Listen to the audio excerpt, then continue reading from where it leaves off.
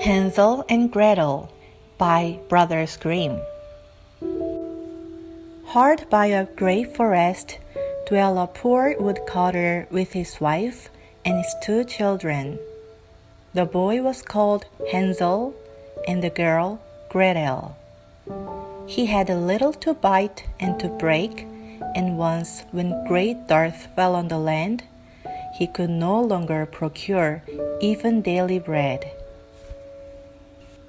Now, when he thought over this by night in his bed, and tossed about in his anxiety, he groaned and said to his wife, "What is to become of us? How are we to feed our poor children when we no longer have anything even for ourselves?" "I will tell you what, husband," answered the woman. "Early tomorrow morning, we will take the children out into the forest to where it is the thickest.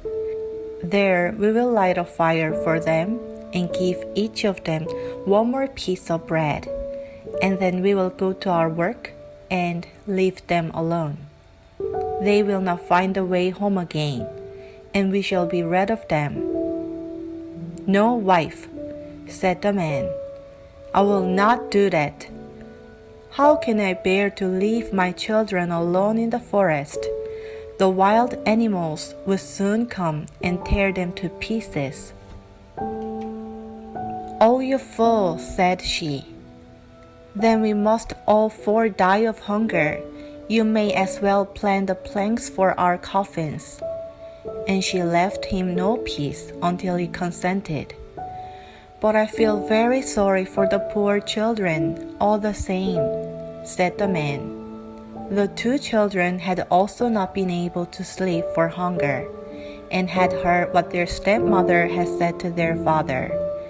Gretel wept bitter tears, and said to Henzel, "Now all is over with us."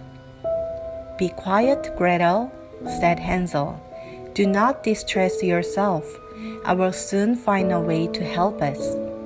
And when the old fox had fallen asleep, he got up, put on his little coat, opened the door below, and crept outside. The moon shone brightly, and the white pebbles which lay in front of the house glittered like real silver pennies. Henzel stooped and stuffed the little pocket of his coat with as many as he could get in. Then he went back and said to Gretel, "Be comforted, dear little sister, and sleep in peace. God will not forsake us." And he lay down again in his bed. When day dawned, but before the sun had risen, the woman came and awoke the 2 children, saying, "Get up, you sluggards. We are going into the forest to fetch wood." She gave each a little piece of bread and said, "There is something for your dinner, but do not eat up before then, for you will get nothing else." Gretel took the bread under her apron, as Henzel had the pebbles in his pocket. Then they all set out together on the way to the forest. Henzel stood still and peeped back at the house, and did so again and again. His father said, "Henzel, what are you looking at there and staying behind for? Pay attention and do not forget how to use your legs." "Oh, father," said Henzel, "I'm looking at my little white cat, which is sitting up on the roof, and wants to say goodbye to me." The wife said, "Fool, that is not your little cat. That is the morning sun which is shining on the chimneys." Henzel, however, had not been looking back at the cat, but had been constantly throwing one of the white pebble stones out of his pocket on the road. When they had reached the middle of the forest, the father said, "Now, children, pile out some wood, and I will light a fire that you may not be cold." Henzel and Gretel gathered brushwood together as high as a little hill. The brushwood was lighted, and when the flames were burning very high, the woman said, "Now, children, lay yourselves down by the fire and rest. We will go into the forest, cut some wood. When we have done, we will come back and fetch you away." Hansel and Gretel sat by the fire, and when noon came, each ate a little piece of bread. And as they heard the strokes of the wood axe, they believed that their father was near. It was not the axe, however, but a branch which he had fastened to a withered tree which the wind was blowing backwards and forwards. And as they had been sitting such a long time, their eyes closed with the fatigue, and they fell fast asleep. When at last they awoke, it was already dark night. Gretel began to cry and said, "How are we to get out of the forest now?" But Hansel comforted her and said, "Just wait a little until the moon has risen, and then we will soon find a way." And when the full moon had risen, Hansel took his little sister by the hand and followed the pebbles, which shone like a newly coined silver pieces, and showed them the way. They walked the whole night long, and by the break of day came once more to their father's house. They knocked at the door, and when the woman opened it and saw that it was Hansel and Gretel, she said, "You naughty children, why have you slept so long in the forest? We thought you were never coming back at all." The father, however, rejoiced, for it had cut him to the heart to leave them behind alone. Not long afterwards, there was once more great dearth throughout the land. The children heard their mother saying at night to their father, "Everything is eaten again. We have one half loaf left, and that is the end. The children must go. We will take them farther into the wood, so that they will not find their way out again. There is no other means of saving ourselves." The man's heart was heavy, and he thought, "It would be better for you to share the last mouthful with your children." The woman, however, would listen to nothing that he had to say, but scolded and reproached him. He who says A must say B. Likewise, and as he had yelled it the first time, he had to do so a second time also. The children, however, were still awake and had heard the conversation. When the old folks were asleep, Hansel again got up and wanted to go out and pick up pebbles as he had done before. But the woman had locked the door, and Hansel could not get out. Nevertheless, he comforted his little sister and said, "Do not cry, Gretel. Go to sleep quietly. The good God will help us." Early in the morning came the woman and took the children out of their beds. Their piece of bread was given to them, but it was still smaller than the time before. On the way into the forest, Hansel crumbled this in his pocket, and often stood still and threw a morsel on the ground. "Hansel, why do you stop and look around?" said the father. "Go on." "I am looking back at my little pigeon which is sitting on the roof and wants to say goodbye to me," answered Hansel.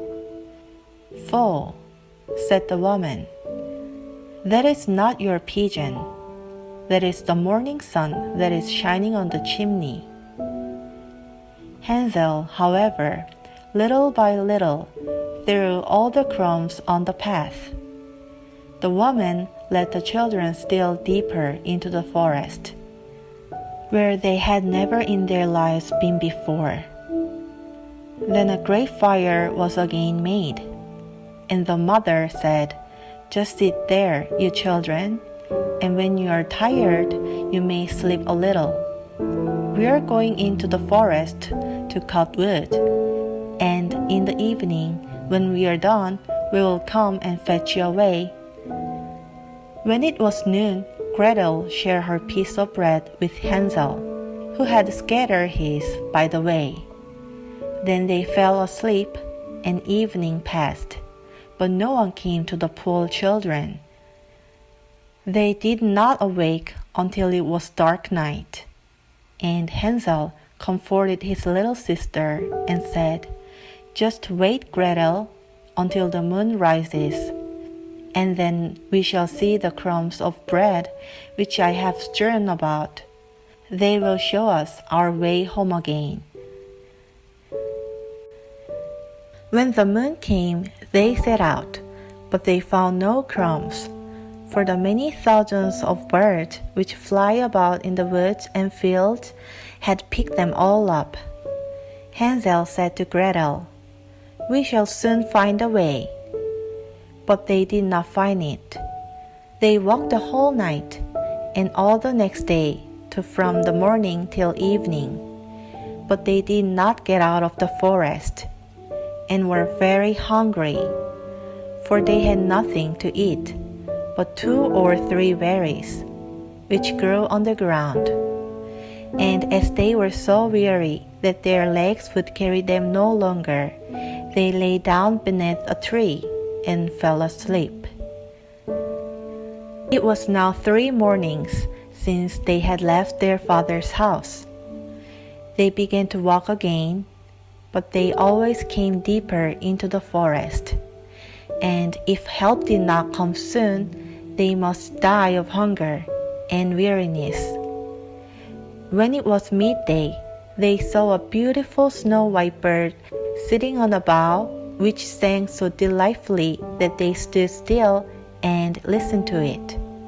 And when its song was over, it spread its wings and flew away before them. And they followed it until they reached a little house, on the roof of which it alighted. And when they approached the little house, they saw that it was built of bread and covered with cakes, but that the windows were of clear sugar. "We will set to work on that," said Hansel, "and have a good meal. I will eat a bit of the roof, and you, Gretel, can eat some of the window. It will taste sweet." Hansel reached up above and broke off a little of the roof to try how it tasted, and Gretel leaned against the window and nibbled at the pans. Then a soft voice cried from the parlor, "Nibble, nibble, meow, who is nibbling at my little house?" The children answered, "The wind, the wind, the heaven-born wind," and went on eating without disturbing themselves. Hansel, who liked the taste of the roof, tore down a great piece of it, and Gretel pushed out the whole of one round window pane, sat down, and enjoyed herself with it. Suddenly the door opened, and a woman as old as the hills, who supported herself on crutches, came creeping out. Hansel and Gretel were so terribly frightened that they let fall what they had in their hand. The old woman, however, nodded her head and said, "Oh, you dear children, who has brought you here? Do come in and stay with me. No harm shall happen to you." She took them both by the hand and led them into her little house. Then good food was set before them, milk and pancakes with sugar, apples, and nuts. Afterwards, 2 pretty little beds were covered with clean white linen, and Hansel and Gretel lay down in them and thought they were in heaven. The old woman had only pretended to be so kind. She was in reality a wicked witch, who lay in wait for children, and had only built the little house of bread in order to entice them there. When a child fell into her power, she killed it, cooked, and ate it, and that was a feast day with her. Witches have red eyes and cannot see far, but they have a keen scent, like a beast, and are aware when human beings draw near. When Henzel and Gretel came into her neighborhood, she laughed with malice, and said mockingly, "I have them, they shall not escape me again." Early in the morning, before the children were awake, she were already up.